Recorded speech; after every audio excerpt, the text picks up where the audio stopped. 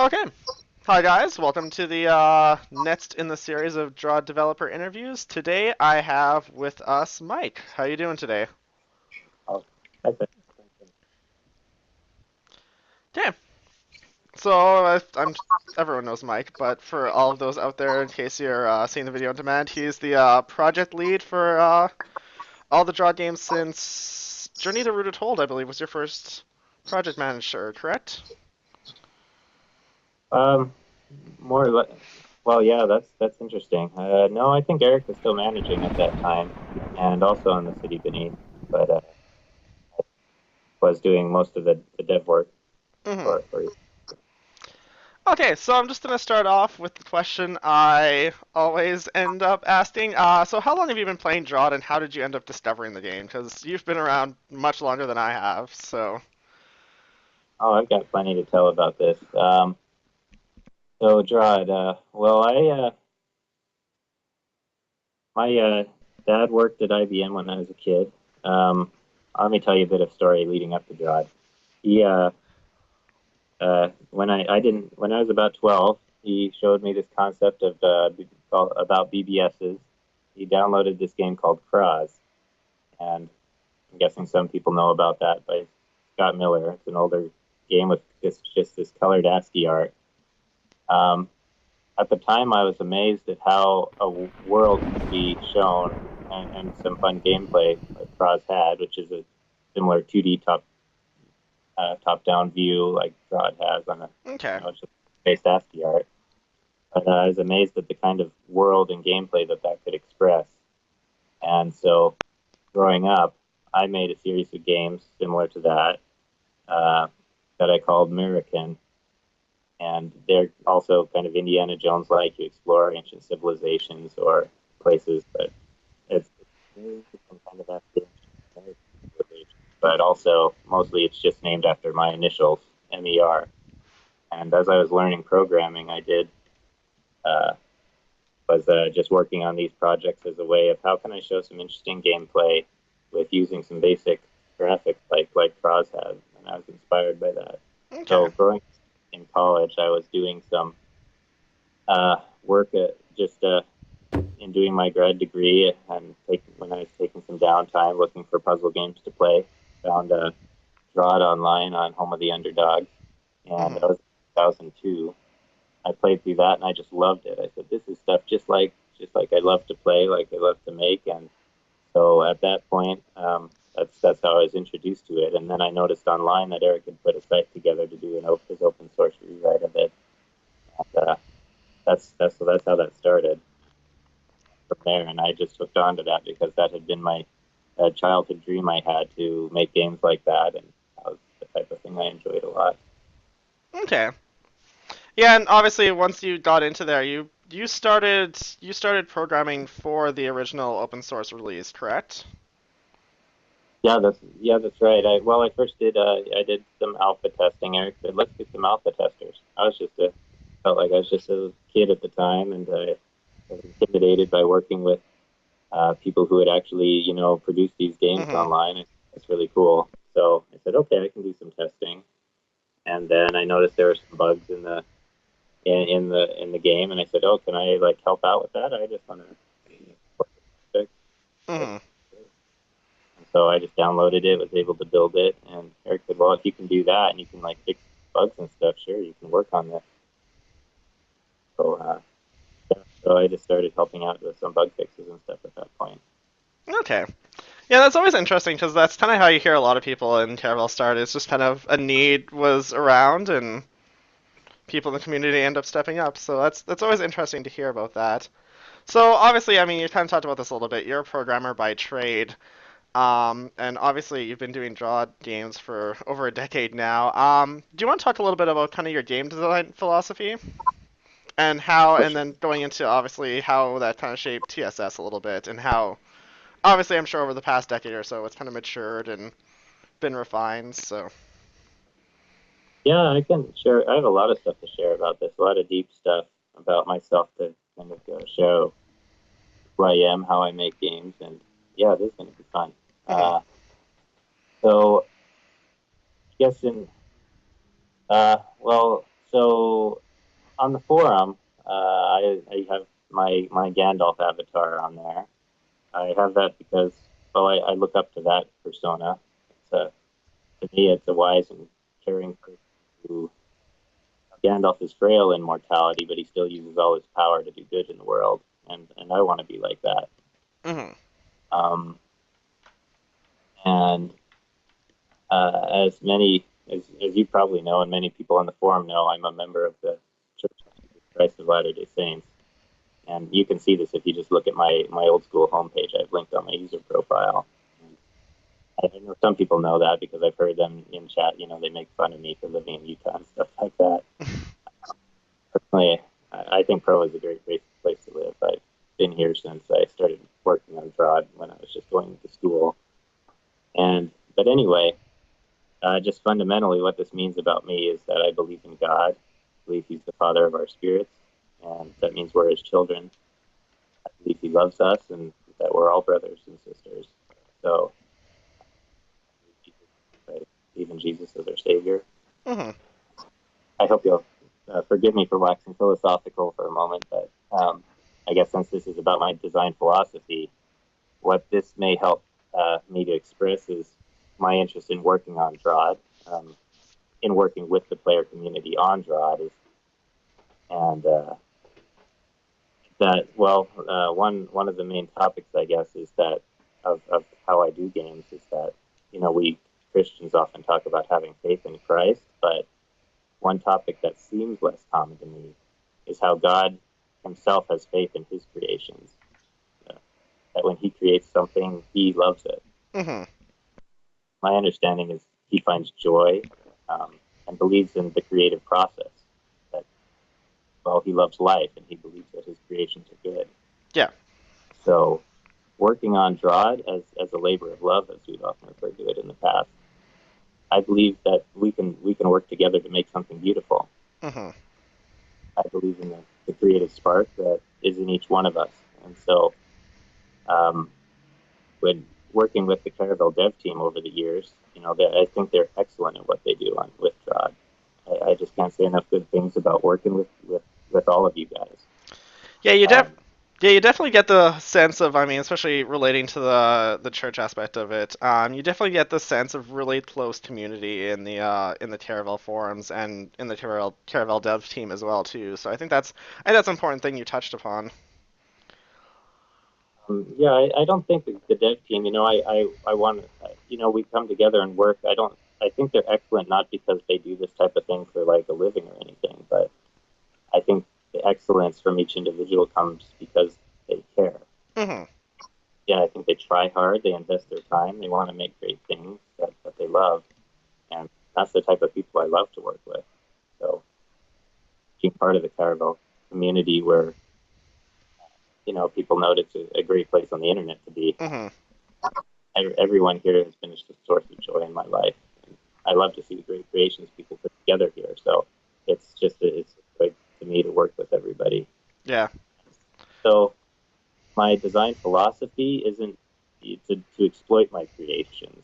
I've made some snarky comments online, in different ways about people who make games, to make money, and Yeah. maybe or they make them in addictive ways that they know they can get a bunch of people to just throw cash at because exploiting human nature and so Hmm. forth. But I don't care about bilking the masses, so to speak. Um, I like to provide as much creative goodness as I can in the time I have to work on it, and that's one reason why I try to pack each of our DROD titles with full of puzzle features, and why I focused on, adopted the open source philosophy where we have, full free functionality in the demo version and people can builds and so on. Yeah, like I'll comment too. It's interesting to see. I mean, obviously when DROD kind of first came out, it was kind of, I guess, the introduction of kind of the mainstream indie scene, I'll say too, and it's been interesting to watch DROD, or I guess the world around DROD evolve, I should say rather, because I mean, if you take a look at indie games now, if you take a look at half the stuff on Steam, it's either they're releasing games that are kind of half done and there's no real promise of whether it'll ever be done again, or like a lot of times too, it ends up being stuff that I would consider YouTube bait, stuff like Goat Simulator and stuff like that. Stuff that's not necessarily a good game, but stuff that Oh, people would just throw money at because they'll get 5 minutes of entertainment out. And definitely, you guys have never tried to do anything like that. You've always steered the course, and that's why too. I was commented on. I think a lot of people were really saddened that TSS got delayed as much as it did, but I was happy for it because I would much rather see a nice finished product than get something out early that's kind of full of bugs and. yeah, I wanted to hit the April 1st traditional release date that Mhm. we like. And yeah, it was a conflict for me emotionally to keep working on the game on TSS, even though we passed that date. But Mhm. yeah, we definitely needed it, and yeah, I agree with the development philosophy of release it when it's done. Mhm. Uh, you'll know probably we enjoy the Architect's Oath and Bistro story, and but Caravel doesn't like to hold its cards close to our vest. Mhm. We want everybody who likes DROD to make great things with it. We want to give it out as a creative tool. All kinds of great puzzles with it. Mhm. Okay, so obviously now we're getting into this is obviously the fifth game, the fifth draw game you've kind of been seriously involved with. It's evolved from the original game. How did the development of the second story compare to some of the earlier releases? The story. So the story we had, Eric had written the core of the Second Sky. We had an outline from the beginning that we were working off of. Mhm. But we fleshed it out in certain ways for narrative and yeah, but it was different in that up till now, like I touched on before, Eric had been the voice of Caravel through the city beneath, and and so the Second Sky was the first time that I was just leading the project all by myself and driving the story, and just had Okay. the opportunity to move it along at the pace that I felt inspired to do, and in the game and so forth. Okay. Uh, yeah, any details about this that I might go into further Um, that you fit in? I think we can start talking about details of TSS with some of these later questions. So, I guess you kind of already touched on it. So the story of the second style, I mean the whole, and we are hopefully getting Eric on one of these, and that'd be kind of more of a question for him. But I just want to quickly touch on the whole kind of story of Beethro was kind of formed from the beginning, then, correct? Oh yeah, I think Eric had it in his mind since he started. Since he did his open source rewrite of DROD at least. Mm-hmm. Yeah, he came to visit me here once. We spent some time talking about things, and when we first became business partners officially, and he told me some of the details about Bistro's story.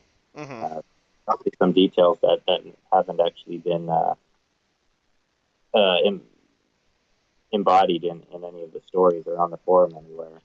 So hopefully those uh, will be shared at some point. Mm-hmm. But yeah, he had that in his mind, and from the time we were working on Journey to Rooted Hold, some of the dev team members might remember that. Yeah, Eric put together a wiki where he did all this world building and sharing all these concepts about what's going on, and yeah, so we designed those games wanting to share details about foreshadowing what this whole story is going to be about. Okay. Yeah, again, I'm sure Eric can touch on it more than you, but it's just so fascinating to think of the amount of detail and stuff that's put into this world, and the fact. I mean, we touched on it a little bit with Graham too, who's kind of seen it.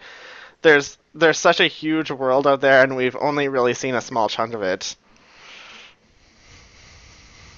So there's all kinds of things like there's cities that are under the ocean, under domes, and Oh people have wow. lived into and out of them, and all different kinds of aspects we haven't gone into at all. Hmm. It's really fascinating. But again, I'll talk more of a story with Eric. I guess going next. From the start, I think you intended this to be a draw game specifically for fans, and I think a lot of that. I don't know if any of that was necessarily in reaction to Gunthrow, which, as we talked about in the previous one, it wasn't necessarily a bad game, but it was geared more as an entry level game to people who had never seen the series before. With having seen fan reaction and being involved in development for the past kind of three base draw games, how did this shape design of the features of TSS? That's a good question. We on the first three games, as well you might expect, we looking back on it now, we pulled a lot of punches Mm-hmm. on how we revealed the world and the story. We had to be very focused and constrained on what details we wanted to share when.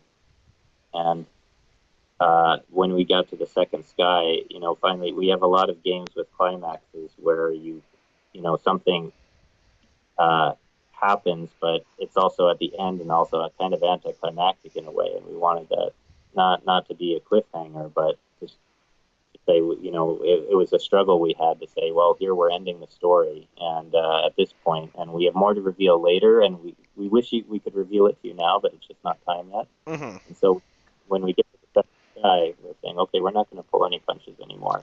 We have as much story content. We wanted to reveal everything that we had for Bistro story.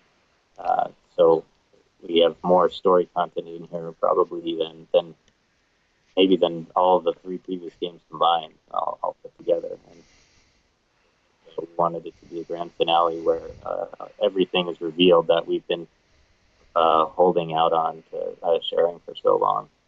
And I was just dying to get to this point, so I was driven to work to this point to be able to share everything that we'd promised to share Mm-hmm. with the fans. Yeah, like you definitely felt like I'd be hard pressed to think of a point in time in which I didn't really feel like there was a huge storyline going on, and a lot of that too going back to talking with Graham a little bit. The voice over level text I felt really added a lot to the game in terms of getting story and the way they were written, and just the fact that they were audibly presented too added a really nice touch to it, and it made it feel like the story was always kind of going too. Oh man, I have a great shout out for Pearls on that. Graham just did an excellent job on Hmm. writing those. He was always very modest about his skills, but his prose I think is excellent. He knew exactly how to hit this. Um, and I was looking. Aiton wrote the text for the City Beneath, and also a lot for Journey to Rooted Hold. Um, I fitted some in with him. And I thought that pro style was great. Aiken moved on, and so I needed to find somebody to replace him. And we wanted to have recorded narrative text since the City Beneath, but it was only in this release I finally got it implemented. And Okay. I'm really happy we have it. I think that's just part of the whole world building that. I, well, in previous Might Master selections, people had complained that, well, okay, these are fun puzzles, but there's not very much world building and not much canon being shared. And as Hmm. we these incremental steps from the city beneath up to leading up to where the second sky begins, and I acknowledge that. There's, yeah, these breadcrumbs along the way, and so I'm really glad we got to put so much different type of breadth of story content in the second sky. Yeah, no, it's fantastic because, like I say, going through it, I mean, I'd replayed City Beneath just before the release of Second Sky, and I'm kind of replaying Journey to Rooted Hold now, and yeah, it definitely pales in comparison to what we have now, but it was also a considerable amount of time ago, and you can definitely tell, you can see all the pieces leading up, and it's always interesting to go back and watch all the kind of clues you missed to what the big event was and all that kind of stuff. So, I But guess. Sorry, go on. I noticed people in the chat are asking about some of those details. So I'll step in to confirm that yes, we do have the intended name of Holds has been there from the beginning. The name Eric had for King Dugan's dungeon and what was underneath it. Yeah, that was all planned out from the beginning.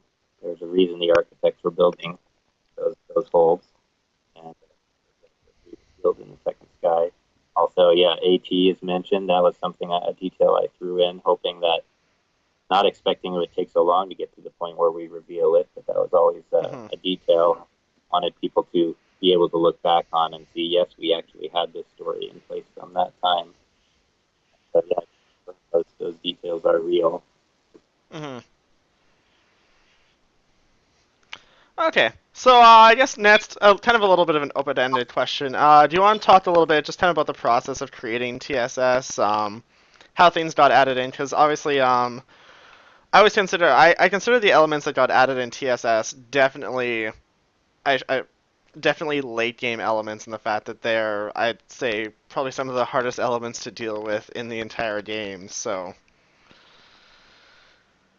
Yeah, that's an interesting point. I guess, yeah, these concepts existed in some form, at least in my mind, for a long time. It took a while for it to finally gel how these were going to be uh, embodied in the game as puzzle elements. Uh, the For instance, the constructs. I originally had an idea back in for 3.0 of having the Omplic work in combo with rock golems. That if an Omplic beam strikes a rock golem corpse, that it could reanimate. And Hmm. so we tried that out. I prototyped that, and the dev team said these are way too hard to manage, and so put that idea out, and that was definitely a good thing. I had the idea of the reanimating rock golems from that point, and it was Okay. neat to finally share those as constructs in a way that could be managed as more of a puzzle element. Yeah. Um, and also, I in the Gentry, um, we wanted to have a new type of snake, and I was thinking about lots of different ways to do that. A lot of the ideas that people had posted as feature requests on the forum sounded really cool, uh, and wanted to try those out. But I wanted something with each snake type. I wanted and tar types and other type of Hmm. puzzle widgets. I wanted something that has what's a good way to describe this? Attributes that are orthogonal to one another. Hmm. So if you combine them, it doesn't feel like one thing plus, and the same thing with just a little bit added on. I wanted each of them to feel distinct. Yeah, you don't really want overlap between a bunch of elements, because. Hmm. There's so many of them, it gets so confusing, Yeah. and I rue the day we add little idiosyncrasies in certain elements. So people are like, well, this type of tar stuff baby is like all the others except it's a little bit different. Like, can one go on water and another one cannot? And we had very hard to keep track of little details like that to get in their mind. But I think the basic fundamental mechanics of them are solid. Hmm. So the Gentry Eye here, we have a snake that it's a type of serpent that can finally move diagonally. It's unlike unlike all the other snake types. It's not vulnerable anywhere, and trapping, and more so than the red serpents. Hmm. And then, but you do have the ability to maneuver them with your sword, which none of the other serpents had. And so this is, we wanted to put in these orthogonal concepts, and so I'm glad that worked out. But to move away from the features for a moment, just the development process in the Second Sky, it was very nice to. I think we learned a lot of lessons about how to streamline the process of working together. Okay. Um, Before now, we did our work almost exclusively on the forum for all previous titles, and when we had holds, we just attached them on posts and import them into our games and look at them and so forth. And Hmm. we streamlined that technological process, Yeah. that workflow for the second guy. We had started using Dropbox and to just share content with each other to collaborate as a group. And so when we ever had something to share, we just throw it in there, and it didn't have to hunt around on the forum to find posts and attachments anymore. That was oh boy, that was. Hmm. And also, we could Matt had set up an automated build system there. He used to have that as an attachment on our dev board, so you could just click and download the build. But here you could just have it auto updated in your Dropbox folder, Yeah. and so you always play the latest build every day, multiple times a day, and so that's yeah, we that streamlined everything. So you didn't have to be an actual developer to be working on the game so much. We Hmm. wanted to bring in more content. It's easier for the level designers just to install Dropbox and they're Yeah. there playing the game. Oh yeah, And no, Dropbots is fantastic. I have nothing bad to say so about Dropbots. So yeah, so I can give a plug for that, but just that type of technology, I guess that didn't really exist, at that time in any, in any way that at least we could just use for free like that. And hmm. so having technology develop like that progressive, it was wonderful to make things go faster. And we just had to move really fast. I was just pushing the project hard. Um, Always just is trying to juggle everything that needed to be worked on. And as a producer, basically, I was just looking at all the areas that needed to be worked on and continuing to make sure that there was always that nobody was ever blocked on working on those tasks. So I just started switching my focus to keep everything, all the different areas moving. That just took a lot of effort. Yeah, I can imagine. Okay. So I guess the next question, and going back to game elements for a bit, a lot of the newer features, and you see some of it in the base game, but more so in I guess the additional set. A lot of the elements with the release of the custom pack, they're all done through simple scripting, as opposed to actually hard coding them in the game. Do you want to kind of talk about why that ended up being the case? Yes, sure. That's that's a topic. I guess there's a lot of academic speculation on that, at least why we're doing that. We had the scripting engine. I'm putting this in. I wanted to let players do all this neat stuff, and I've seen so many players have created these interesting game elements Hmm. and features in their personal holds that are really fascinating. And people say these are great. This stuff is wonderful, and they're saying this stuff rivals what we do in the official holds. And yeah, I can definitely acknowledge that. So I'm wondering why do we have to take the time to be bottlenecked on someone like me to implement that in the game engine when we could just strip it up? I guess certain developers wanted to have all the features actually in the engine so Hmm. that um, uh, them. But at the same time, I realized, like Larry mentioned last time, he wanted to work on certain game elements and like the darts, he mentioned, and I said, well, yeah, I could get to that, but you could just script it up now, and you don't have to wait a few months for me to actually get around to doing that. And so they just script it up, and they're like, hey, that's not too bad. So they just start making puzzles with it and levels. So we, so part of it was the speed we were going. There's a lot of different content we wanted to explore, puzzle experiences, Yeah. and I digitally constrained that process, saying, no, no, you can't actually do any of that stuff unless Hmm. it's like a stock element in the game. And so I think that gave the level architects a lot more opportunity to be creative in the stuff they put together. And I think it turned out wonderfully. Yeah, like I say too, I think it also helps out the fan base a lot too, because like I say, with some of the weapons that came in, obviously we can talk about spoilers because I've warned people it's a spoiler-free stream, but stuff like having the ray gun in the game, I thought that was hilarious, and the way that got introduced by saying yes, you heard that right after you saw the Picross level was just fantastic.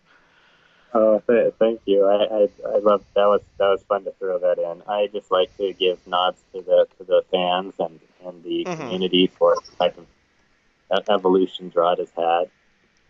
One thought that comes to mind right now is that, in the past, after Journey to Rooted Hold, people said, okay, I remember there's a forum topic where some people listed a set of things that they said, these are type of game concepts that are could never viably be introduced into DROD and used effectively. And so I said, okay, I'm going to challenge that idea. And in the City Beneath, we threw in the Omplic that have something like a ray gun Yeah. just to show people you can actually do something like that. and many other ideas were in there too. And over the releases, I've added in additional ideas that show, yeah, you can actually do this if you do it right, I think. And so Mhm. that was a lot of fun too. I like the camp we have in our stories, just showing we're having a lot of fun with our games, not trying to take ourselves too seriously, and it should be an experience that players can just enjoy and have fun with as part of the community. Yeah, and I guess talking about I guess challenging perceptions too. I feel like the biggest thing that challenged kind of the whole perception of DROD was adding in additional weapons to the game. Because I mean the whole joke and the whole I think it was covered in the ray gun topic was the whole fact if it goes against the spirit of a guy with a really big sword, it's not DROD. And I think TSS kind of threw that whole notion out the window, and custom weapons are I would probably argue are probably the most fan favored feature that was added to the new game, just because they took existing elements and gave them so much more use throughout it. Oh yeah, I'm so glad to hear that. That was just something I wanted for a long time. I just tried that out in the game. That was a natural fit, and I think it was a character I've seen that since that time. I've been talking about. You were breaking up a little bit. Sorry. Oh, sorry. How is this? Yeah, that's better. Okay, so I must be just talking in the wrong direction or something. So since in DROD RPG, we have additional weapons in there, and there's a natural fit for that. Um, since that time, members of the dev team might remember I've had posts saying, what if we do alternate weapons? What if we have weapons that can, hack briars, or the pickaxe can, have different types of movements, and being able to push things around sounded neat. I wanted that, and not, we already had ways to move elements around. I came up with a great way to move the mirrors around, that Hmm. feels natural to, slide it around kind of like a hockey puck sword. So, but I wanted to, I've been dreaming about this, having this in the game for a long time, and I'm glad it worked out as well as it did, because I thought, just such a main part of DROD is tactics, in addition to the room strategy. People, Hmm. some players just love the horde management rooms and puzzles we had in Journey to Rooted Hold and some in the City Beneath, and we don't have as many horde management puzzles, but I wanted to explore in the Second Sky, but I wanted to explore the idea of how our tactics can be fundamentally different to introduce different types of engagement in puzzles, and so it warms my heart to hear that went over well. Yeah, I think I had referenced this with the interview with Graham too, but I haven't completed this level because I'm waiting to stream it. But if I was to sum up the second style's kind of architectural philosophy, or pick a level that I feel perfectly sums up kind of how different the game is, I'd definitely go with tar recycling units. Because between floor spites and being able to cut tar pretty much anywhere with a spear, I think that just summed up. It's a game where it's a level where there doesn't appear to be any enemies, but it's all just about careful strategy, careful planning, and it looks fantastic. I'm waiting. I'm like I said, I've been waiting to play it. I've had so much other things going on, but it just looks like such a fantastic level that you couldn't have done before Second Sky. That's Caller's work. Great work on that Hmm. level, and as a player, a very challenging level for me personally. Um, that it definitely is different, and so uh, I even though I designed some of these elements, I'm not as familiar with actually how the play execution can work in some of these scenarios as the Hmm. level architects for some of these levels. So yeah, definitely uh, made my brain hurt in a good way to play that level. I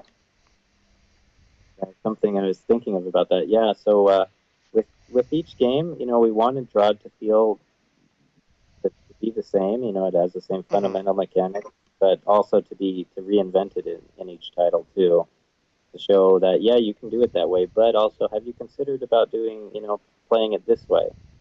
And we and the city beneath, I guess the main way we did that, as we talked about last time, was with just not having a weapon at all as Yeah. a place. play mechanic. And we went through different variants of that in the city beneath. Hmm. I will say, And so it's, yeah, no, go mhm. on. Yeah, I will say too. In terms of not reinventing and inventing things that fit so well, I know the other thing I'll comment to, going back to Tarsighting Islands, but I think floor spikes and fire traps. I think I've seen a couple of people mention it was an element that just fit in so well. I think there were a couple of people who mentioned that they felt it was added in a couple versions ago, and it was just it's such a natural fit for the game. That was very nice. I'm glad that people like those too. We, part of the development process, we originally wanted to, or at least I did, wanted to try to encompass both of those aspects of floor spikes and the fire traps as a single game element, and Hmm. thought maybe it would be enough. So, but over, but as as development progressed and we wanted to do different types of puzzles, we realized, well, we can't do everything we want to do with just one of those. Yeah. So we had to split them up. So one has an aspect of being timed, and that's how originally I'd planned floor spikes. And I know people have requested that feature since Journey to Rooted Hold. They had spikes mentioned, I've mentioned of coming up every 5 turns or 30 turns or something like Yeah. that. And so we wanted to include that idea of just a reliable timed element that we could include, but also have one that could be affected by orbs and so forth. So Hmm. bring them on off, and it's just hard to work with them both in the same element. So it was nice to split them up. Um, but I will note that there's one detail that I did not get to include, and for better or worse, with both of those, that I wanted to have a scripted, a predefined script variable where you can alter the turn duration, the interval of spikes appearing in the Okay. game. So you could set it to a different number of turns if you wanted a different kind of puzzle. Yeah. However, and also I wanted to extend that. Maybe you could have bombs have different explosion radius, or roach queens have different spawn cycles, or car. But I think those are features that people have just have, a certain type of, instinct about now after using them for so long. And I didn't want to go too far in left field to try to change the way things work Yeah. to include in Yeah. that. Yeah, I think that's the issue. I mean, especially like stuff like tar cycles too. If you I think there would be a lot of puzzle potential to do it, but I think at the same time too, having consistency across it is also important too. I'd hate to think of a room where there's a couple different bombs that may have 10 rate or like a radius of 10 or 5 and a couple that are 3 and Yeah, and that would have been nutsy. I also thought of it as an idea of maybe just a token that you can have in the room where mhm. it will change the effect of things. So you can step on one to increase and decrease, Hmm, the size of bombs, and so you have to step on a certain number of them to make explosions a certain size or something like that. that's interesting. Second last element I want to talk about, fluff, because I remember Larry, I believe, talking about the fact that thin ice resulting from fluff was a very kind of last minute, hey, let's make this happen. So I'm just kind of curious to hear about fluff a little bit because that's an element that I know. I'd say it's a little more. I wouldn't say people hate it, but I'd say it's definitely one of the more less liked. I personally like fluff. I think it was a great idea, and it's such an interesting kind of different off the wall concept of tar stuff. Yeah, that was here's our orthogonal tar concept, where Mhm. we have a tar that can't be stabbed on corners or edges or inner corners or anywhere for that matter. But now you can have different weapon types that manipulate it that you Mhm. couldn't do before. And Fluff was, I guess, it did feel experimental to me. It was the final stock feature we added to the Okay. element we added during development. I had gotten to a point where we had all the elements except that one, and I said, "Okay, guys, is this enough now? Can we stop doing more of these?" Because, well, I mean, there's a lot of good ideas on the list that we did not get to that I wish we had, but it's just a lot of work to implement. Okay. And so people are saying things like, "Okay, we have these 6 weapon types now, but I just consider that as one new game element. That's Hmm. not very much. So I said, wait, that's six elements. But they said, nah, it's just one element, it's just weapon stuff. Uh, and well, I can see that point of view, but then I said, well, and look at all these puzzles. We have like all this content that's being produced, and that's all cool, and it's just going in so many different directions to explore. So Hmm. I think this is probably enough content for a complete game. And they're like, no, let's keep putting more stuff in. So I said, okay, let's do it. I need some help. So other people help working on actually implementing the fluff. Which, and I think it turned out well. I think that, yeah, it's interesting and it's unique. And it is definitely a challenging game element. I like having the ice in there. We wanted to have something Hmm. like that. It's just a gaming conceit that is in many other places, but so it's as responsible puzzle designers, armchair designers, we can say, oh, we need to Hmm. have ice game. Otherwise, how can it be considered, a full total, puzzle engine game type of. Hmm.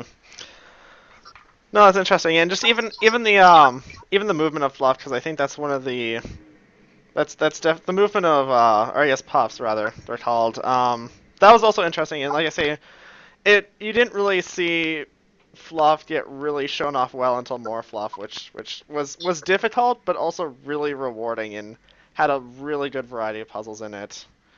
I was pointing to the I don't think a lot of other people liked it, but the one with the one puff baby and all the brains, and you kind of had to lead it properly. I thought that was a really good example and a really good kind of movement type for it, moving every 5 turns and automatically kind of finding an enemy that isn't B-throw necessarily. Oh, that level is beautiful. Larry's work, it's wonderful puzzle design. I, Hmm. I enjoyed going through it, yes, and it is very challenging, which is why we have it right there at the end, in all things told. And yeah, I just am in awe at the interesting puzzles that people create, these ideas that can be developed using these puzzle widgets. I think it's just I just had the joy experiencing all of it. Hmm.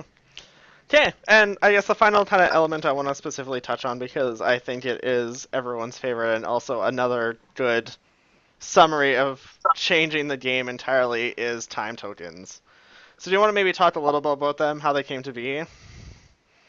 Yeah. So people asked about. I saw some lead up questions. People were talking about braid, wondering if that had an inspiration for time.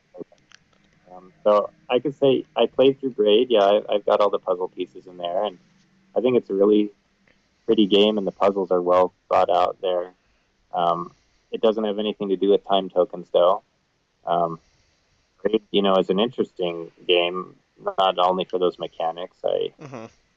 I think the story is interesting, showing how someone maybe with a I don't know a mental disorder or something can see the world in a warped way. How they can rewrite history as in their own mind. To Yeah, justify their actions. That's a very interesting kind of application of game time travel mechanics. it was. But Yeah.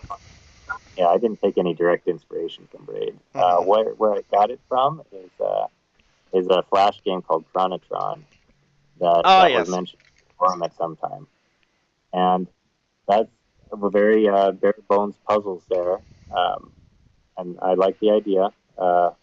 Time travel is always an interesting concept, so I'm glad we got to extend the story of the Second Sky to include time travel narrative and the story arc there. But in Chronotron, I wanted DROD's already hard enough, and working with things is very challenging. So I didn't want it to be time travel to be an element where you could create paradoxes so easily that you have to go back to the token in order to go back in time. I wanted it Yeah. to be able to an architect could use easily in more flexible ways. So one alternate approach I had for time tokens is that you could maybe be allowed to use each one more than once and just split up as many copies as you wanted from one spot. But as a puzzle widget, I figured, well, it's easier just to have multiple ones there, Yeah. and if the architect wants it, so they're not constrained in that aspect. So we went with the current approach to fit in with the spirit of DROD puzzle design. Hmm. And again, the time token levels were, I'd say difficult at the start, but like once you ended up to Arcane Laboratory, which was definitely scary the first time I played it. I'm not gonna lie, but it's such a great element. It fits so well into the game, and like I say, there's it's I'd almost I may be wrong in saying this, but I feel like a lot of the elements that you added in, considering time tokens and weapons and stuff like that, it wasn't necessarily. I felt like it necessarily wasn't for you guys creating brand new monsters or anything like that. At this stage of the game, it was creating different ways to interact with existing monsters. Am I kind of on the right track, or? Yeah, that's right. And a lot of what we, at least my the way I develop things, is a lot of our elements are nods to pre-existing game concepts, but shown in the DROD paradigm. Hmm. So, for instance, we have a lot of time travel in Legend of Zelda games, and I wanted to give a nod to different flavors of that in the Second Sky. So Seth built the chronometric ruins and sanctum, and I as puzzles, and I fleshed those out and added more story into it. But all the ambience is his, and I think he did a good job with it. Yeah.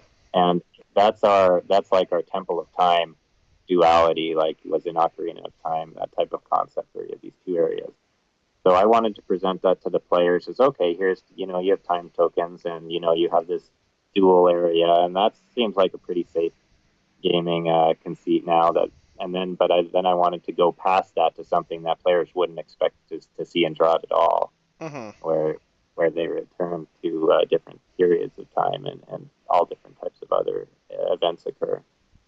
And so we have Skyward Sword had other type of time mechanics where it has these localized time shift crystals or something like that. And so I was happy to add that in just as a custom element with the temporal resonators that Okay. localize the real.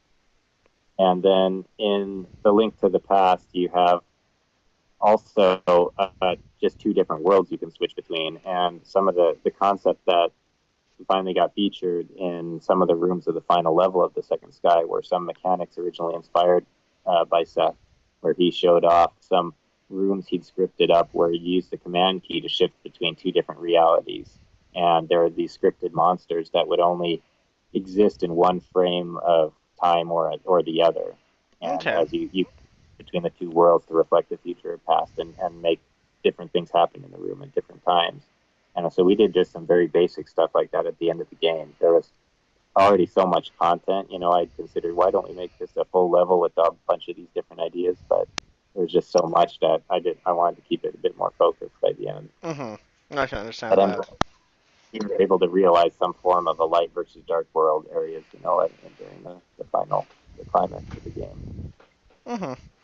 I'll say too, Yeah, going back to Tournament of Sanctum, the one thing I really enjoyed in TSS, I'll give you guys credit for, is the various levels that were the same but different. Frozen Wood, taking the whole one level being dagger, one level being sword, was certainly interesting.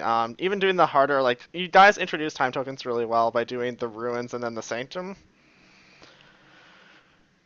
The difficulty curve on that kind of stuff was very well done. So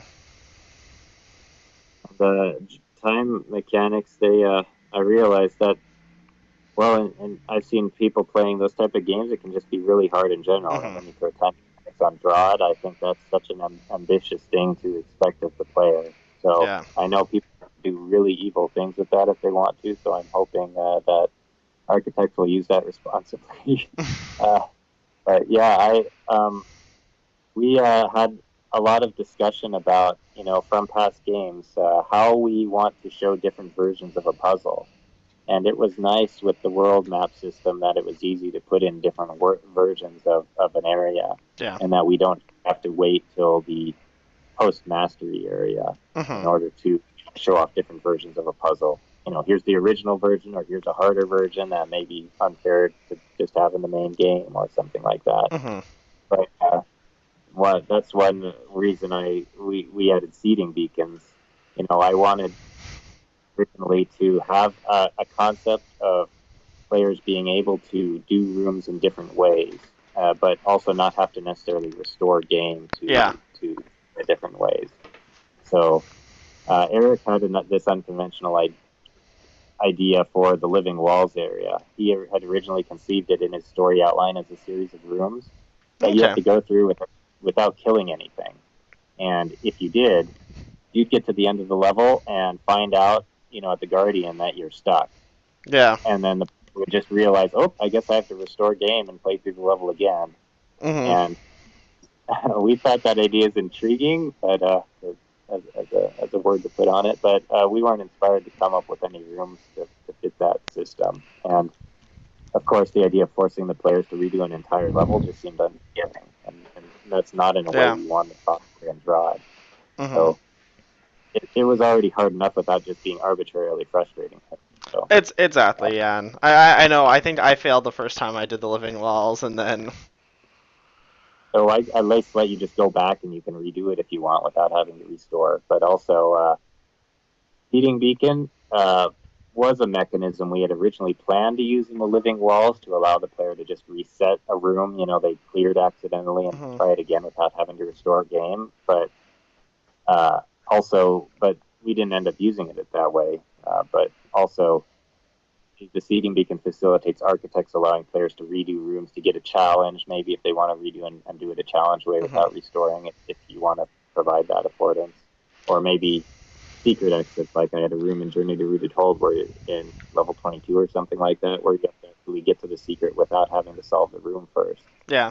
You don't get Yeah. there while the target's going. Yeah, and like I say, going to like it, the couple times it was used. I mean, I give examples for the two secret rooms in Shattered Minds. Having them there, just it's one of those things. I know people count it as a game element, and I think as a game element, it's a little underwhelming. But I think it makes a lot of sense because, like I say, it's not necessarily an element that really changes the game necessarily sometimes, but it's a game element that just made sense in terms of not having to restore sometimes. Yeah, so we wanted just some multiple uh, options available to the architect to have make the type of designs they want to have in levels and to access secrets or optional Hmm. challenges or areas without necessarily just having to restore game or just throw a bunch of content in the postmaster area. So I'm glad we came up with these different approaches that we could show off in the second sky. I Yeah, love the frozen wood do combo that you talked about with the different weapon yeah. I think even going approaches. back to the okay, and I guess the one thing I should ask you because I'm sure you had a good hand in this. The very final level of TSS, going back into Team Dugan's dungeon first level and having it as just the most bizarre thing ever that you could possibly imagine. Was that your idea? Was that someone else's, or was that kind of always? I guess that was probably always the plan all along. But how happy? Oh, the I final guess. level? Sorry, what? You're saying the final level? Yes. Oh, no, actually. And we are blessed to have a wonderful architect and puzzle designer like T.F. Murphy available who, kindly put a lot of time into the project and thought. And he built that idea out himself. Uh, I was just getting burned out on putting so much story and content in the game. I remember Pearls was saying, "Wow, we just have so much story in here for Hmm. that I kept asking him to write, and he lived up to that, and Yeah. he did it in a good way. But in T.F. Murphy's usual awesome way, he coded up the seeding beacon. We didn't. Somebody's asking, was that originally planned? No, that was just a game mechanic that I wanted to have to be able to not have to restore game, but I came up with the idea of calling it a seeding beacon because I say, hey, that's a nice way to tie into the canon that we had. So I think the naming worked out well, and people went along with that, Hmm. thankfully. T.F. Murphy put in the different narrative sections in the game, between the chapters, he put in those flashbacks and going over to Dugandy and being able to flesh out the whole storyline. Hmm. I think he did a great job on tying everything together from beginning to end. And but in that final level, going back to Dugandy, the lonely campsite area, and I'm glad we had that because I was trying to tie everything together, but I was just running out of gas to put in all of those final touches in the Mhm. game. So that's another instance where just having a team that wanted to contribute great content really helped to make the second story. Yeah, but I know the people who have finished TSS. I know, at least for me, King Dugan's Dungeon Final Level was just such a fitting end for it because it was just kind of tying the whole story back. It was going back to where it all started, and some of the like I say, some of the puzzles in there. The very last puzzle was fantastic, and I think Larry's saying that Jacob made that, and I could believe that. And it Oh, was oh yeah, yeah. I'll jump in and say that yeah, the narrative was developed by T.F. Murphy, but yeah, I did some of those puzzles, and Jacob really did all those final puzzles that are really outstanding. The last couple, and so it yeah, a lot of work was put in to make this a satisfying climax of the game. mhm. But it was really challenging for me. We had so much good content all the way through. I was intimidated with the notion of making something that works really well at the end that ties all of that together. It seems really hard. Yeah. So Jacob shined in putting together what he did there. It's just beautiful. And I'll say I don't think anyone expected moving deadly obstacles in that level either. So That was my yeah. I just wanted to say, okay, look at this. Yep. That was also inspired by Seth originally. He had some mimic chests, light dark world, and there was some chests and other obstacles around the room. And then when you switch to the dark world, the chests come alive and they start chomping and chasing after you. And that was exciting for me to see that. So I wanted to show at least touch upon that in the final level. they were interesting. I'm sure people could do really interesting things with them. So I guess overall, you've kind of summed up this. Your overall take on kind of how all the draw games evolved, the story of Beathrow as a whole. I take it you were really happy with it altogether. I felt like TSS was a really good ending for it. Do you want to talk about maybe some of your favorite points that you really enjoyed seeing unfold or seeing people discover? Oh, in the second sky in particular, you know? You can talk about Second Stein in particular, or if you have another one as well too from overall. Okay, yeah, um, it was work. Players want to see more of the world, and I'm glad, that it's a world that we can all enjoy and explore the space in. There's uh, the game, as a puzzle game, it's so easy to just to make that a stark environment, and we just threw in tidbits like in Journey to Rooted Hold, just sharing. There are these kind of people, and you get the idea they're doing something, and there's Hmm. the the mud coordinators and tar technicians, who have these kind of societies, and you get kind of just this feel of just very vaguely what exists in the world, and we expanded that out, incrementally. Like, there's the joke in The City Beneath, about nailing the chairs to the floor, and you can look back and Yeah. say, yeah, there definitely was a narrative reason for that. At the time, there was also a second reason for doing that, and that was just to because we added in these chairs, we wanted furniture as a kind of scenery obstacle in the game, but Hmm. we thought, boy, it's really silly that there's a chair in Beathrow's way and he just can't move it out of the way. That would be dumb. Why can't you want to kill this monster? You can't because there's a chair in front of you. That's just like that's your typical games, uh, you know, Yeah. mechanic where he just puts the decoration in the way. There's a potted plant there, and I just can't get to that switch I need to hit to escape the zombie infested facility, and that's and you see in games. And so we said, okay, we at least have to explain why it's like that. So we're going to nail all the parts so people can't do that. So Hmm. players won't complain about that detail. At least there's a justification. And Okay. so we had so in the second sky, it was fun to just bring everything together that we wanted to share. I'm glad we were able to finally hit touch on all of the details that we wanted to explain in the story at some point.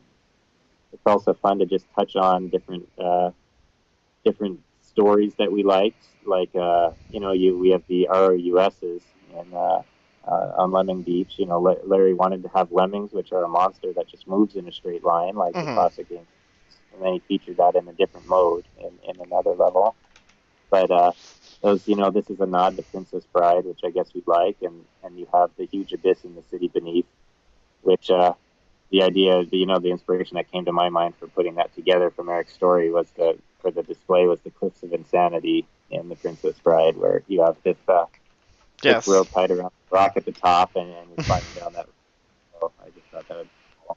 But there's Mhm. a lot of interesting details I'd like to share about parallels in the second sky that I think a lot of people, wouldn't think of on the surface. And I don't know if Eric was inspired by these stories originally, but I have people asked about the Neither in King Dugan's Dungeon as something they wanted us to talk about here.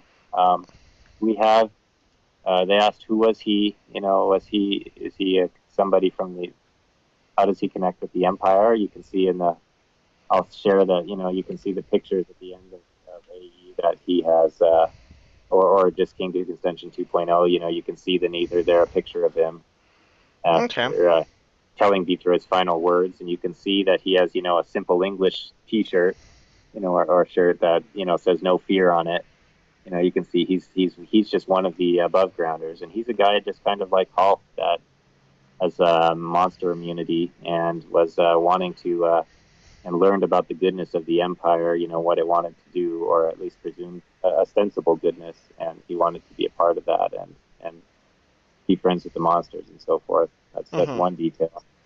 Another detail was in Journey to Rooted Hold, and with some of the level descriptions, we talk about stars. Somebody wrote that up about and we realized that we never actually show the world of the eighth on the surface and what's actually there above it. Okay.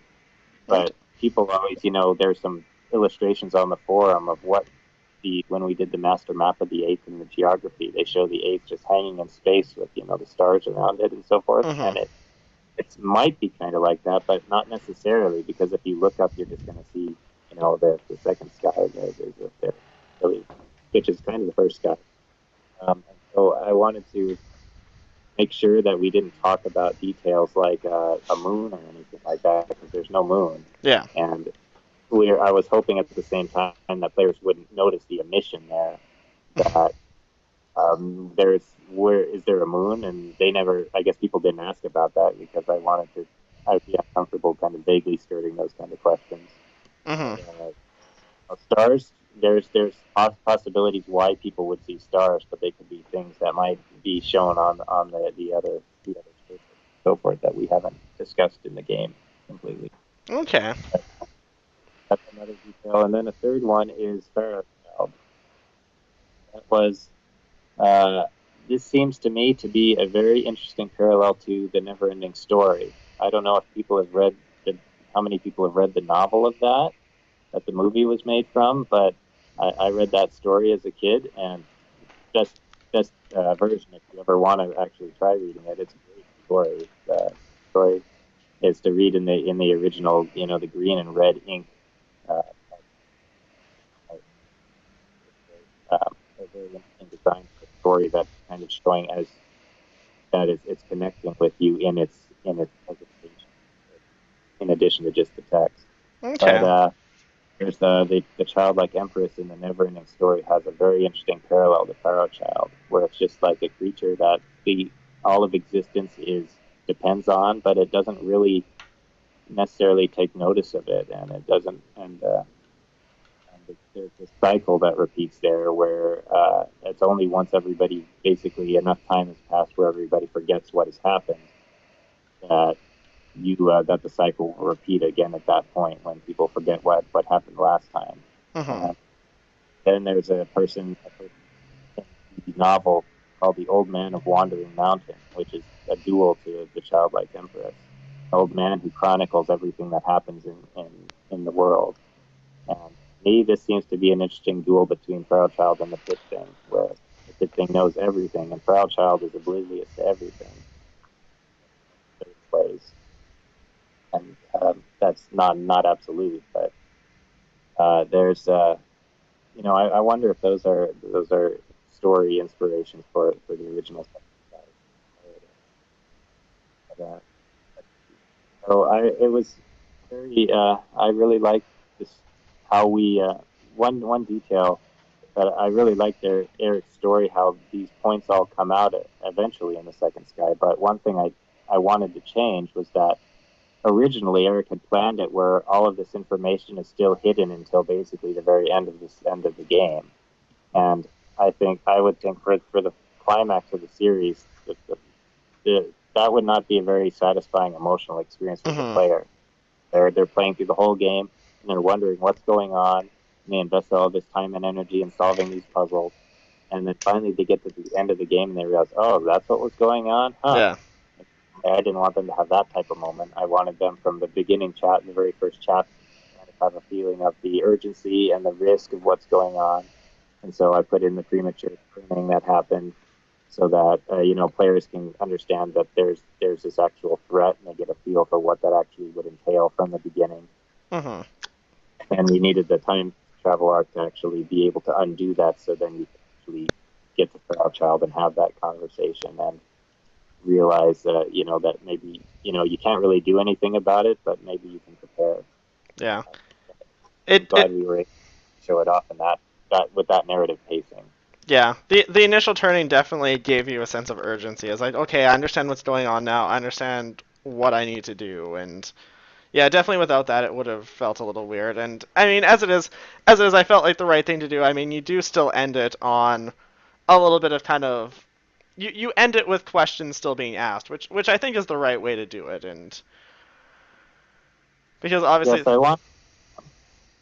obviously Oh, the go on. relationship between the Pit thing and Pharaoh Child is something that still is kind of in question, and you don't really know what's going on, and that makes you want to kind of go back and go through it. I still think a good game or a good story rather makes you want to go back through it again and trying to figure out the missing piece that you're missing out. But I think Graham did a great job of uh, uh, depicting the duality between Child and the Pit thing in his scrolls that we mhm, sprinkled through along the way. yeah, To have the analytic talk about them, where duality between creation and chaos. Originally, Eric had thought of the of Pharaoh Child, which he forgot his original name for it when he came up with this story outline. But it's originally named Ironk, mhm, and at that point, Eric just had it envisioned that it's not not a child, but it was just this formless monster, maybe miles long, and Beether just talks to the head of it. And but Eric then came up with this new idea when he wrote the story a second time, and I like this new version better because mhm, I think the thing that is great at is shown very well as an embodiment of chaos, whereas Fairchild as a baby, I think that's for at least for us as players the sublime symbol for creation. mhm. Oh, well, that was all Eric's ideas for the story, and I wanted to stay faithful to the story all the way through the series. Yeah, So I put that in, even though some players, are saying like the child mentioned, I just didn't understand that at all, and yeah, and so we added in the scrolls along the way to give more rationale for that. I yeah, think a lot of players were just expecting that the Empire has, their gravity generator behind the curtain there, and that's what they're gonna switch on it, and yeah. that's what the tournament's all about. But I wanted to show players, no, it's nothing like that, and I wouldn't have really been satisfied if that was all it is. That seems to be just a pretty cliche story about some technology that Yeah. the evil mastermind is going to use to kill everyone. And I didn't want there to be a supervillain in that way in the story. Yeah. And it's nice too to know that there's something that the Empire doesn't have control over, which I'd like to think annoys them to no end, but it's something that they have to work around, yeah. Okay, so All right. going back kind of summary up the last couple questions, before we can take some questions from chat. If you could pick one sole feature of the second sty that you were the most happiest with how it turned out, what would you pick? And it doesn't have to be a game element. It can be like world maps, anything coded in that you can think of that you really were happy with. Oh, world maps! I'm really glad that I was able to put that together. In Gunthrow, we really like the idea of the hub areas and being able to explore multiple areas at Mhm. once. I see players' biggest complaint there was that you actually have to walk around all these areas to go from place to place, and that's just kind of annoying. And so, that was that thematically feels good in an environment like in the Metroid Prime series, where you can actually walk from point A to B, and you can act from one end of the world to another. You can actually just walk through the whole thing if you want to. Yeah. But I appreciate the ability to just go to warp around Hmm. if you want to focus on the gameplay and what you're trying to do. But so that was, yeah, I'm glad we have that, and I think it gives a lot of good flavor to the story.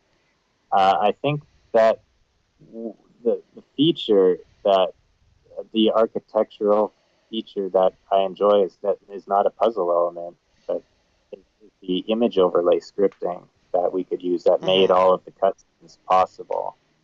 I was really worried ever since I knew about the turning and what we wanted to show for that, how we would actually represent that in the game. And I've just spent years worrying about that, but we finally got to a point where we had some basic technology to display that in a way that seemed satisfying in the Hmm. game. And so I'm really glad that how we were able to present the story and so forth in a way that actually helped to strengthen player connection and immersion in the world, even keeping it very very simple the way we do in DROD presentation. Hmm. Okay, so I guess on the flip side of it, then too, you did talk about there were some stuff that obviously, I mean, with every game you get features that don't make it in or something like that. Do you want to maybe just pick one that feature that got cut that maybe didn't work out and why that was, or Uh, maybe if there was an interesting story behind it? yeah, I think, well, we had a whole laundry list of features that we wanted to put in the game, and I solicited ideas from the dev team and the architects, when we early on. We put together a whole list, and, I had people vote for what they like and share their ideas about it. So we had a whole list of ideas that we wanted to get to, and it's, in some ways regrettable we couldn't get to them because there are some really good ideas on the list. And maybe we hope to feature them in the future at some point, ideally. But one idea that we wish we could have had that we didn't have is the oil. We wanted to have an oil, a flammable substance. We have the powder kegs that explode. We wanted to have flammable substance that could pour out and maybe from a source, a spring or something, Okay. or just leaky pipe or something like that pour out, and you could light it on fire with these explosions and it'll burn monsters. And Larry mentioned here in chat you could have flaming tar babies that go around and light things on fire, and a lot of us thought that idea would be really cool, and it probably would be. It would probably be also very difficult to actually implement. Yeah. But well, I don't know, maybe someone a better man than me can do that easily, but and so that would be great if somebody would do it, and so we could try it out. But that's something that we all wanted to have that just didn't make the cut. By the time we wanted to get to that element, I just said, I think we have enough in here. We have these. I don't know how many levels.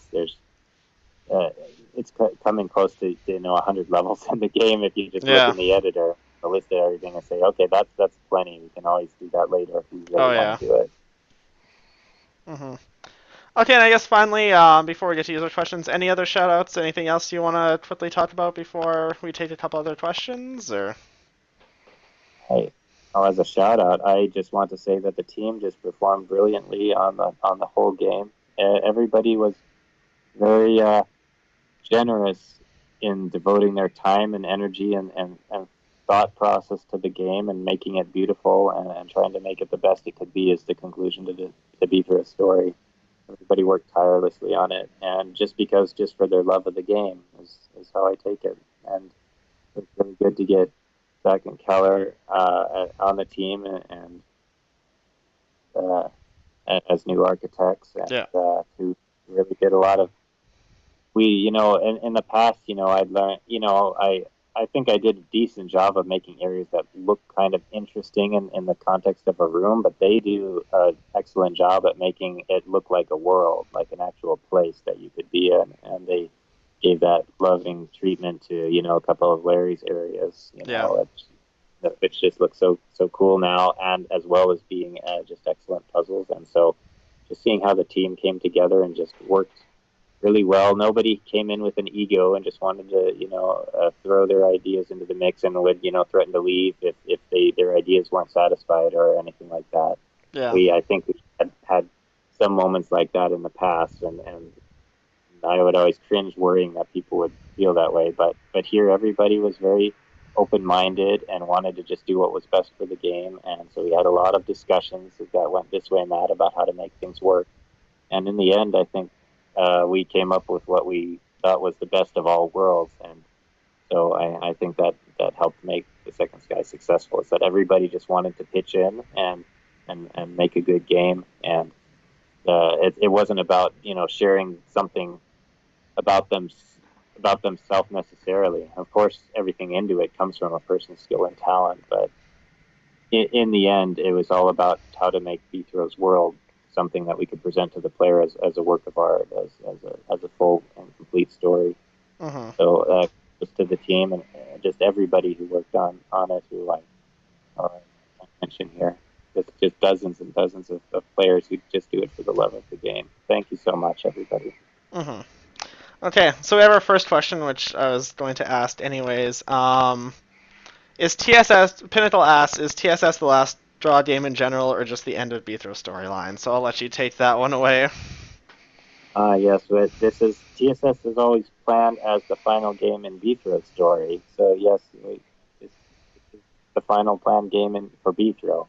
Of course, at the end of the story, it's ambiguous how much time goes by before the final room.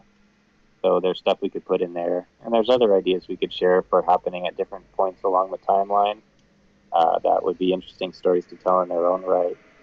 Um, but it's the end for Bithro, and this is the point that we've been working for, or at least I've been working for, as the culmination of everything we started with when Eric and I worked on these games, 10 and 12 years ago. I wanted to get to this point. It's a dream I had, and so I was just driven, just obsessed with getting to this point. I'm glad we made it, and I'm so glad that again, like I said before, that people helped so that we could share this story in this satisfying way. But for me, I think I need to take a break from DROD, and Hmm. for this is because like I said before, I enjoy working with the community to see all the great things they have. But it's time for me to spend more time on my family and focus on that area. I told the dev team has seen an insight into my life as I shared about that as we were wrapping up the game. That my wife has been very patient and supportive as I've worked on the games these 12 years of our marriage now, and it's time to focus more on her and the family. Hmm. And I've been able to get to meet my dreams, and now I want to be able to give back and participate in this joy that I should have in my family. I'm it's something that I don't that's it's just not right for me to Yeah. neglect just to go after my personal dreams. No, I and believe in that. yeah, and that's fully respectable. I mean, like I say, like you said, it's been over 10 years for you. I can only imagine how much time you devoted into this, and in all seriousness too, I think I speak on behalf of the community. You left the game in such a great condition that I mean it's and like I say, I kind of touched on this and I talked about this in pre-interview. The reason I had asked the whole scripting question is I honestly think that in terms of a lot of new element ideas, it can come straight from within the engine. I don't think people need to necessarily wait for a brand new engine to come out for brand new elements. I think we're going to see a lot of interesting stuff come out from the community in that. So, um, Just uh, wanted to open things up and let people you don't have to wait for me to approve for something to go into draw it. If people want to build out their own stuff and I be able to mod things or add more capabilities for modding or mhm. add extra features to the engine, please go ahead. You don't have to. I'm happy to have all the goodness people want to contribute. Mhm. Nuntar asks, are there any plans for doing more with the RPG side? Oh, RPG is great. That was a game that was also just a personal obsession of mine. Being in love with Power of the Sorcerer. It's just wow, that's a very novel way to do puzzles. Mhm. Just threw that game out there, and we'll see a lot of that work for better or worse was just me working on the game. I'd love to do more with that. I was working on a sequel at one point with a buddy of mine, a school buddy of mine, who cranked out a bunch of interesting levels, and we added new features in. That unfortunately that didn't go. We didn't finish that up, but maybe I could just release those levels at some point for people to enjoy what was there. And no, I'd like to do that. I just don't personally have the time to invest Yeah. in new games, but I'd love to see more in that area. I As love very gratified that people are making new holds for RPG, and those puzzles are just great. It's a difficult thing to design for, and I think people are doing an excellent job. hmm Yeah, I think still, I even take a look. I think there's still a good chunk of the community that is still around for RPG and still loves it. I still need to finish the second half. I was proud enough to finish the first half, including the secret, and Oh yeah. that was definitely a struggle for me because I don't know what it is about me, but I'm just terrible with RPGs. So. Oh, it's a tough game. hmm It's completely. Hyper Me asks, was there anything that didn't turn out as imagined for better or worse, and were there any elements that seemed good in theory but when prototype didn't work? Kind of same question, I guess. Let's see. Yeah, in Second Sky, we only as we prototype things, we only prototype the elements that we thought had the best chance of getting in the game hmm first. So, uh, because there's just so much content and history in DROD that there's so many different ways for things to interact now. As other people have discussed, we don't really need to throw in a whole huge pile of stuff to get variety these days. hmm The widgets build on each other exponentially, and so we still do have like 120 new game elements in the Second Sky in one form or another, which is a huge amount. But so everything that we prototyped for the Second Sky made it into the game. The elements we thought were the strongest. But I can look back at the City Beneath. I mentioned one detail that didn't get in with the interaction between Omplic and rock golems. Yeah. Another element that there were a couple other elements that we tried for that just didn't get in. One was related to seep. We wanted to have a seep generator that could spawn new seep in the walls as as an analog to roaches and roach queens. hmm But then just didn't work out very well in practice. We're like, how can you get if it's just in the middle of the wall? Of course, how are you going to get in? And that's just dumb. So we changed that to the water skippers in nests, Yeah. which I think well when you move over the water. But we another idea was ants. I wanted, and that's where the water skippers originally came out of the ants. Where the ants was a kind of monster I wanted to have that wasn't, and I talk about this in Postmastery, where that didn't doesn't need a brain to chase after you. Basically, they can kind of they move toward you like roaches, but once they've hooked on to where you are, then they can just follow their scent trail and just keep following you over to wherever you're going along a path. And so we tried that out. It was hard to make them move one after another in the right way when you have hordes of them. They just kind of bunch up, and it's confusing to follow them. And so when we got to the builders, and that's bad enough, right? So hmm we said, Eric and I agreed, these ants, we need a very clear way to display how they're moving, or it's just not going to pan out. And so, and we couldn't think of anything at the time, so we just cut that element. That's Uh, interesting. but I think that the spirit of that idea is represented, I think, decently in the Gentry Eye. How that actually works in a similar way with its chain and how it follows you hmm around in the chain. So it's not a trail of monsters, that you have Yeah. a hack and slash fest with that you can still that it still blocks you. And I think people were just so surprised. I can't move diagonally over a Gentry Eye chain. What's the deal with that? Yeah. hmm Yeah, it's all Uh, an integral. Yeah. yeah. I guess final question Jeffrey asked, are there any plans for more Smite Master selections? I can't imagine right now because the game just Right. got released, but Right. For me, no. We had the Smite Master selections. One, that was Eric's original idea to just put out more more game content, and people would subscribe to that. hmm That type of rate of delivering content. He wanted to do one of these every 3 months. I said I'm just not able to make new games and engines and also yeah. release that content at at that rate. I'm just not going to be able to do that.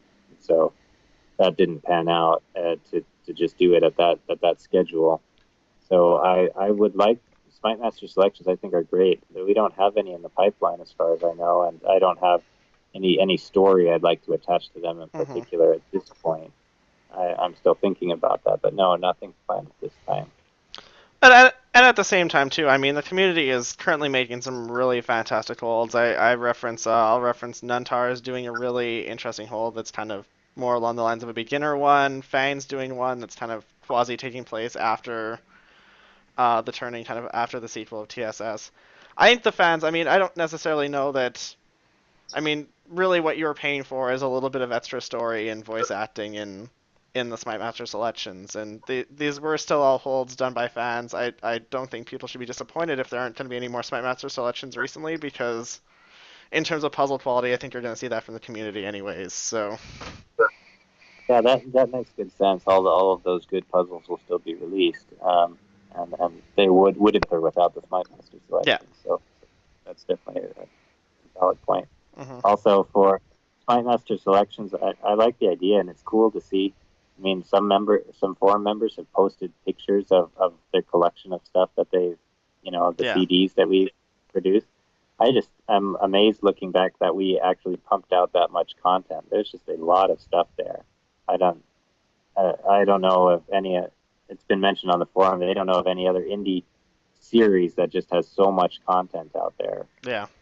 over years, and so I'm glad that we were able to be so prolific. Uh, but as a business model, it just it didn't pan out. There's not that many subscribers to it relatively compared to people who just buy our major titles, Hmm. and so it's again as it can be done as a labor of love. However, I'd prefer to work on the major titles as a Yeah. labor of love rather than Might Master selections that only maybe 100 people would play or something like that. Hmm. At least according to the sales figures we had at the time when we were releasing them. Yeah. So I guess final question. I'm going to ask one that I'm just remembering about. Obviously, Gunthrow got greenlit shortly before the release of TSS. I take it progress on that is going along well. You have. Oh yeah, we're so excited about that. Hmm. Um, there's we are not working on that yet. We have just a lot of things to wrap up for the Oh yeah, second for sure. sky, and so we want to get to that. And Matt is working on how to do the thinking, designing how to do the Caravel net integration. That's going to be completely, that's going to be different in a lot of ways, Yeah, right? for sure. For Steam and for Valve to accept it. So that's just going to take some time to figure out. We want to get that out as soon as possible, and Hmm. we um, I'm talking to Alex about doing cards and stuff like that, and he's excited to work on that. And Hmm. so we're happy to get to this point, and so but all I can say is that it'll just like with our other games, it'll be done when it's done. Oh, exactly. And when it is, everyone will love it. Okay, so with that, Mike, I once again want to thank you for coming out and doing this. It was fantastic to chat with you. Um, I hope you have a very nice rest of the summer. Hopefully, you get some time off, manage to get some vacation in there. Thank you so much, Patrick. It's been great talking with you today. Perfect. Take care, and I will talk to you guys later.